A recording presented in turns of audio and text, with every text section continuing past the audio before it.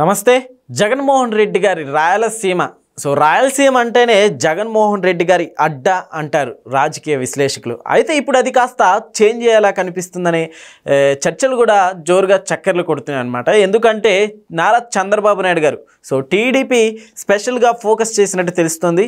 రీసెంట్గా మహానాడుతో సహా మనం పోల్చుకుంటే ఒకసారి దీని గురించి డిస్కస్ చేద్దాం. ప్రస్తుతం మనతోటి సీనియర్ జర్నలిస్ట్ జగదేవ్ గారు ఉన్నారు. వెల్కమ్ చేద్దాం. Hello sir. ఏం సార్, నిజంగానే ఇప్పుడు జగన్మోహన్ రెడ్డి గారి అడ్డా కాస్త చంద్రబాబు నాయుడు గారి అడ్డాగా మారిందంటారా?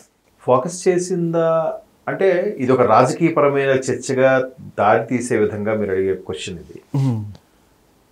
13 జిల్లాలు ఏవైతే ఉన్నాయో ఉమ్మడి జిల్లాలు ఇప్పుడు అవి 26 అయ్యాయి. 26 జిల్లాలకు కూడా సమన్యాయం కల్పించాలి, ఒకేలాగా ప్రతి జిల్లాకి ఏదో ఒక ప్రాధాన్యత ఉండాలనే పంధాలో వెళ్తుంది కూటమి ప్రభుత్వం. ఎస్పెషల్లీ బాబు గారి విజన్. బాబు గారి విజన్ అని మళ్ళీ ఎందుకు అంటున్నానంటే ప్రతి ఒక్కరు సింపుల్గా ఏం చేశాడు బొమ్ము ఏముందిలే, అది కాకపోతే ఎవడైనా చేస్తాడు, ఏరు దాటాక తెప్ప తగలేసే మాటలు ఇవన్నీ కూడా చేయొచ్చు. బట్ ఒక స్టార్టింగ్ పాయింట్, ఒక పునాది వేసేస్తే ఆ తర్వాత దాని మీద ఎన్ని పిల్లర్స్ ఎన్ని స్లాబ్స్ వేసుకుని వెళ్ళిపోతారు. ఏముంది పునాది, పిల్లల బలం బట్టి అది ఉంది, బట్ మెయిన్ బేస్మెంట్ కదా. సో అలాగా ఈయన ప్రతి ప్రాంతానికి కూడా ప్రాధాన్యత ఇవ్వాలనే కాన్సెప్ట్లో ఉన్నాడు. అందుకే జగన్మోహన్ రెడ్డి గారు 3 రాజధానుల కాన్సెప్ట్ పెట్టి ఏదీ చెయ్యకపోయినా ఈయన కర్నూలులో ఏదైతే హైకోర్టు బెంచ్ అనుకున్నారో అట్లీస్ట్ శీతాకాలంలో కానీ లేదా వర్షాకాలంలో కానీ అటువైపు కొన్ని హైకోర్టు బెంచ్ అక్కడ కొన్ని రోజులు అక్కడ మూవ్ చేద్దామనే ఆలోచనలో ఉన్నాడు ఈయన. అంటే పరిపాలన వికేంద్రీకరణ అంటే స్ప్రెడ్ చేయడం వల్ల ఏమవుతుందంటే అన్ని ప్రాంతాలు కూడా డెవలప్ అవుతాయని కాన్సెప్ట్.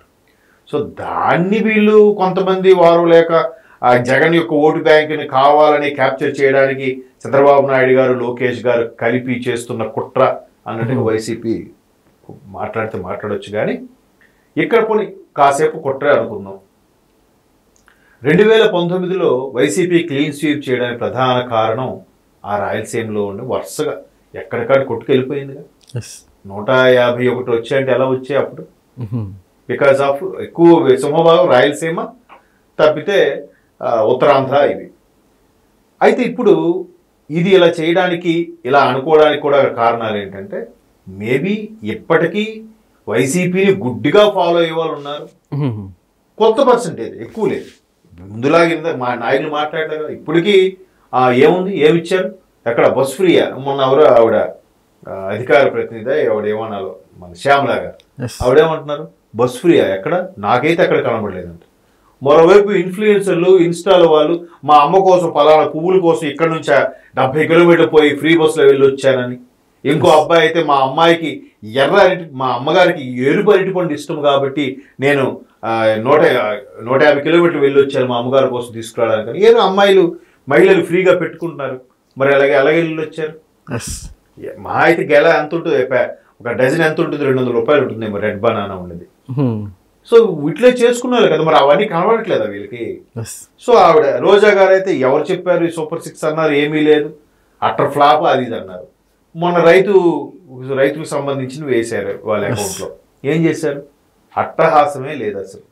సింపుల్గా మండు టెండలో 75 ఏళ్ళ వయసు గల ఒక ముఖ్యమంత్రి కూడా సింపుల్గా అక్కడ ఉండే ఒక 30-40 మందికి సమీకరించి వాళ్ళకి చెక్కులు ఇచ్చేసి మామ అనిపించారు. ఎందుకు చేశారు? డంకా కొట్టుకోలేక ముందు పోస్టర్లు పబ్లిసిటీ వేసేసి పెద్దగా ఊరంతా టెంట్ వేసేసి దానికి ఒక పెద్ద పెడస్టల్ ఫ్యాన్లు పెట్టేసి దానికి ఒక మరలా ఒక ₹1 కోటి బిల్లు వేసేసి అవి మింగేసేసి అది కాదు కదా. అది ఉంటే ఇంక దేనికైనా ఉపయోగపడుతుంది అనే ఉద్దేశంలో ఒక నులక మంచం మీద కూర్చున్నాడు ఆయన ఒక పొలంలో మండు టెండలో. మరి చాలదా అది? ఇకపోతే తల్లికి దీవెన. మీరు అనుకుంటున్న అమ్మఒడినే తల్లికి దీవెనగా ఉంచారు కానీ కొనసాగిస్తున్నారు కానీ తీసేలేదుగా. మీరు ఏదో పెట్టారు మేము తీసేద్దాం జగన్మోహన్ రెడ్డి పేరు వచ్చేస్తుంది అలా కాదు. దీనివల్ల ఎంతమంది పేదవాళ్ళు లబ్ధి పొందుతున్నారు ఓకే సర్వే చేయించి వాళ్ళకి ఇచ్చారు. మీరు 39 లక్షల మందికి ఇస్తే వాళ్ళు 64 లక్షల మందికి ఇచ్చారు కూటమి ప్రభుత్వం. ఎవరు గొప్ప ఎవరు ఇది చెప్పండి. సో ఇట్లాగా వెళ్తుంటే వీళ్ళు డామినేట్ చేసేస్తున్నారు. కనీసం మన రాయలసీమ దగ్గర కాపాడుకుందాం అనే తాపత్రయంలో వీళ్ళున్నారు. మొన్న ఏమైంది, ఒంటిమిట్ట తర్వాత పులివెందుల జడ్పీటీసీ ఎవరికి వచ్చింది? టీడీపీ కైవసం చేసుకుంది కదా. Yes sir. ఆ గవర్నమెంట్ ఉంది కాబట్టి కైవసం చేసుకుంది.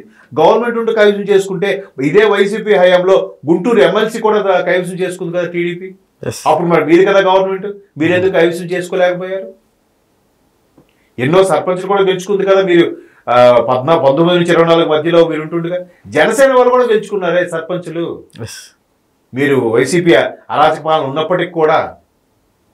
సో అది అంతెందుకండి, మొన్న నిరుడు మహానాడు ఎక్కడ నిర్వహించారు? కడపలో నిర్వహించారా? రాయలసీమ జగనన్న అడ్డా, అది అక్కడ కొట్టేవాడు లేడు, అన్నం మీసం మిలేస్తే చాలు, పులిబిడ్డ, ఇన్ని స్టేట్మెంట్ ఇస్తారు కదా. మరి ఏమైంది? అదే కడపలో నిర్వహించారు.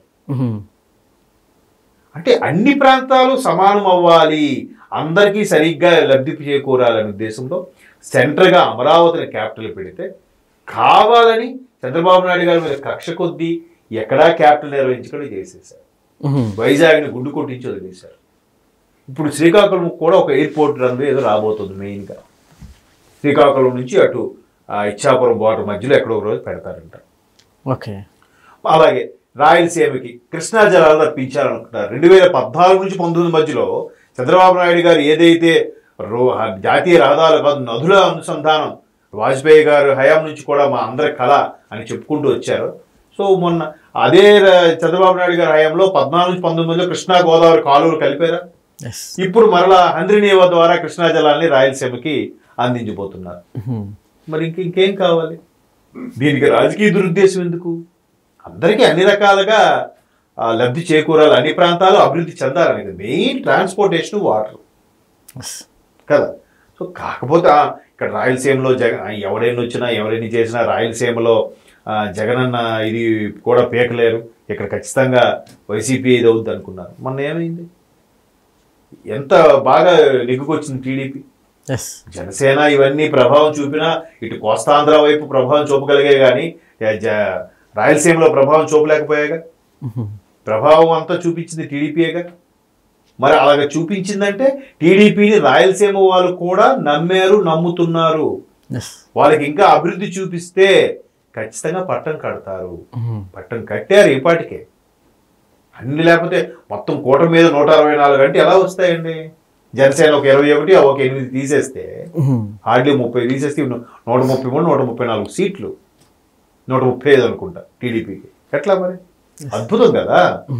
సో కాబట్టి మొన్న కూడా బాబు గారు సీనియర్ నాయకులందరూ కూడా కాన్ఫరెన్స్ పెట్టి మనకి ఒంటిమిట్ట కానీ పులివెందుల గారి కవిసం రావాలంటే మీరు ఎక్కువ హైరాణ పడిపోద్దు, మనం చేసే అభివృద్ధి వాళ్ళని గెలిపిస్తారు. అభివృద్ధికి ఏం చేయాలో చెప్పండి. అక్కడ ఏదేది కొన్నేళ్ళుగా ఏది సఫర్ అవుతున్నారో అది చెప్పండి, అది సార్ట్అవుట్ చేద్దాం, ఒక్కొక్కటి చేసుకుంటూ వెళ్దాం. కనీసం 2028 లోపు అందులో 60-70% సార్ట్అవుట్ చేయగలిగితే చాలు అనేలాగే ఆయన ఏదైతే టెలికాన్ఫరెన్స్ లో చెప్తున్నారు ఆయన. సో దీనికి రాజకీయంగా రంగుపులు వాళ్ళు టీడీపీ రాయలసీమలో కూడా జెండా పాతాలను చూస్తుందంటే, ఒకప్పుడు రాయలసీమ ఏంటి, కోస్తాంధ్ర ఏంటి, తెలంగాణ ఎక్కడైనా టీడీపీ ఎలా ఉండేది? ఇప్పటికీ గ్రౌండ్ లెవెల్లో బలమైన పార్టీ కేడర్ కలిగిన, బలమైన కార్యకర్తలు కలిగిన ఏకైక పార్టీ తెలుగుదేశం పార్టీ. ఆ రుచి చూసినోడు ఎప్పటికీ విడిచిపెట్టాడు. బట్ దాన్ని రకరకాలుగా చెప్పుకోవచ్చు. ఇప్పుడు చూస్తారు కదా, అసలు అరెస్టులు అలా అరెస్టులు అనుకుంటే సంవత్సరం దాటేసింది గవర్నమెంట్ వచ్చి. ఇప్పటికి బిగ్ బాస్ తో సహా చాలా మంది లోపలికి వెళ్ళాలి కదా. ఇప్పుడు ఎవరు మన రాజమండ్రి ఎమ్మెల్యే ఆదిరెడ్డి గారు అన్నట్టు ఎక్స్ట్రా జైలు కట్టుకోవాలి, మన రూమ్లు కట్టుకోవాలి వీళ్ళందరినీ పెట్టాలంటే. కానీ అలాగేం చేయట్లేదు కదా. అభివృద్ధి, ప్రజలకి ఏం మౌలిక సదుపాయాలు వీటి మీద వెళ్తున్నారు కాబట్టి వీళ్ళు హ్యాపీగా బయట తిరగలుగుతున్నారు, నోటుకు వచ్చిన స్టేట్మెంట్ ఇవ్వగలుగుతున్నారు. అది ఒక్కసారి ఆలోచిస్తే బాగుంటుంది. Okay sir, thank you.